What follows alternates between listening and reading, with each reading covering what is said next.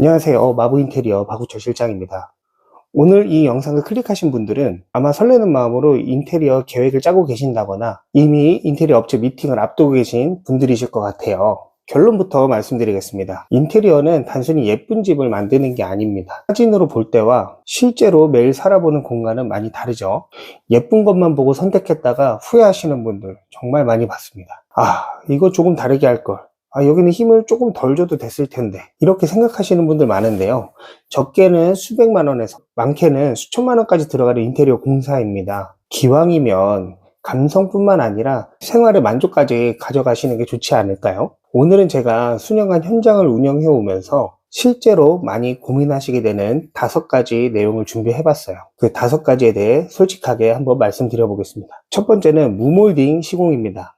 무몰딩은 여전히 인기가 많습니다. 깔끔하고 미니멀한 분위기 참 좋죠. 그런데 무몰딩을 하려면 반드시 해야 한다고 많이들 말씀하시는 작업이 있어요. 바로 모든 벽에 수직과 수평을 맞추는 목공 작업이 필수라고 얘기들 하십니다. 저는 이 부분을 조금 다르게 생각해요. 철거부터 목공까지 수백만 원을 추가로 들이면서까지 꼭 밑작업을 그렇게 할 필요가 있을까요? 물론 수직 수평을 완벽하게 맞추면 훨씬 좋겠죠. 하지만 20년 이상 된 구축 아파트라도 벽 상태가 크게 틀어지지 않았다면 굳이 천장과 벽을 전부 다시 잡는 공사는 예산 대비 효율이 떨어질 수 있다고 생각합니다. 특히 예산은 한정돼 있고 꼭 무몰딩을 하고 싶으신 상황이라면 전체 밑작업을 다 하시는 것보다 부분적으로 필요한 부분만 하시면서 그 비용을 다른 곳에 사용하시는 게 더 합리적인 선택이라고 생각합니다. 지금 보시는 현장이 천장은 새로 쳐야 되는 상황이었기 때문에 천장은 새로 치지만 벽은 새로 치지 않은 상태에서 무몰딩 시공을 한 현장의 모습이에요. 퀄리티 나쁘지 않죠? 두 번째는 푸시도어입니다. 푸시도어는 심플하고 예뻐요. 군더더기 없는 디자인은 확실히 매력 있습니다.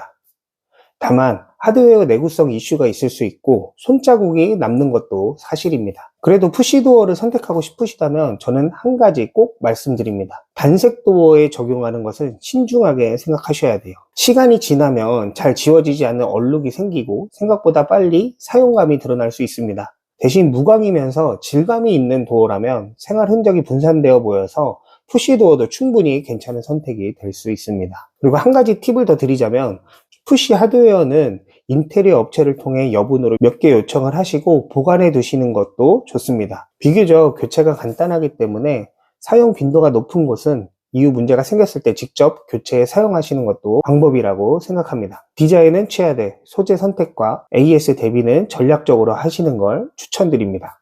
세 번째는 조명이에요. 매립 조명이나 라인 조명 같은 것들은 취향을 따라서 결정하시면 된다고 생각을 해요. 다만 방의 메인 조명 하나로 심플하게 진행하실 계획이시라면 저는 리모컨 조명을 추천드립니다. 이유는 단순합니다. 색의 밝기와 색 온도까지 조절할 수 있기 때문인데요. 아이 방이라면 공부할 때 하얀 불을 밝게 하실 수도 있고 취침 전에는 따뜻한 노란불로 바꾸실 수도 있고 밝기까지 어둡게 만들어서 취침등 대용으로 사용하실 수도 있습니다. 그리고 가장 중요한 건 굳이 스위치까지 가서 끄지 않아도 된다는 거예요. 비용도 일반 방등 대비 2에서 3만원 정도만 추가하시면 충분히 시공하실 수 있기 때문에 저는 가격 대비 가장 만족도가 좋은 옵션 중에 하나라고 생각합니다. 그리고 또 하나는 싱크대 상부장 밑에 간접 조명인데요. 싱크대 앞에서 칼질할 때 어두워서 답답했던 경험 다들 있으실 겁니다. 하부 조명이 있으면 손 그림자도 줄어들고 작업 공간이 훨씬 또렷해집니다. 초기 배선 작업할 때 시공하신다면 비용이 크게 늘어나지 않고도 시공하실 수 있습니다. 작지만 매일매일 체감되는 차이일 거예요.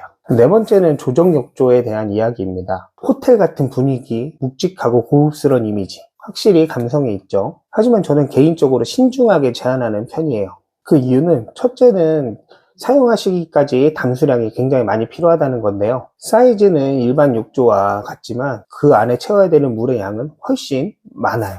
조정 욕조에서는 약 10cm 정도만 채우는데도 10분 이상이 걸리게 됩니다. 그래서 처음부터 가장 뜨거운 물로 받기 시작해야 나중에 사용하실 때 적절한 온도로 식으면서 물이 받아진다고 생각하시면 됩니다. 두 번째는 모서리 마감인데요. 조정 욕조는 타일로 마감되는 면이다 보니 아무래도 모서리가 직각인 경우가 많이 있습니다. 욕실은 미끄러운 공간이기 때문에 혹시라도 넘어질 경우 큰 부상으로 이어질 수도 있습니다.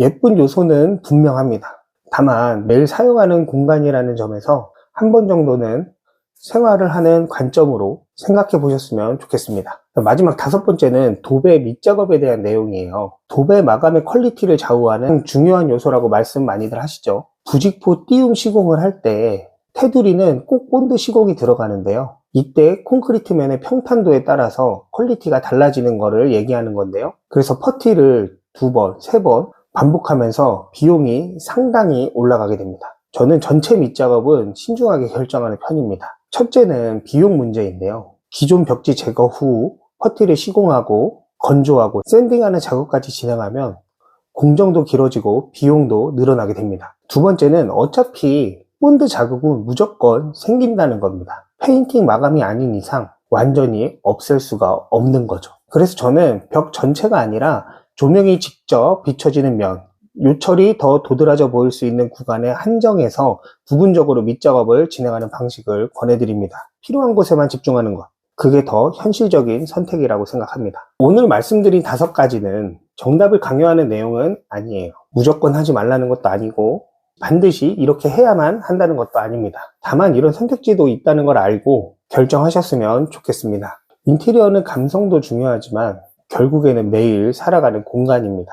사진이 아니라 생활을 기준으로 선택하세요. 그 기준을 세우는데 이 영상이 조금이나마 도움이 되셨으면 좋겠습니다. 도움 되셨다면 좋아요와 구독으로 현실적인 인테리어 꿀팁 받아가시길 바라겠습니다. 지금까지 마부 인테리어 박우철 실장이었습니다. 감사합니다.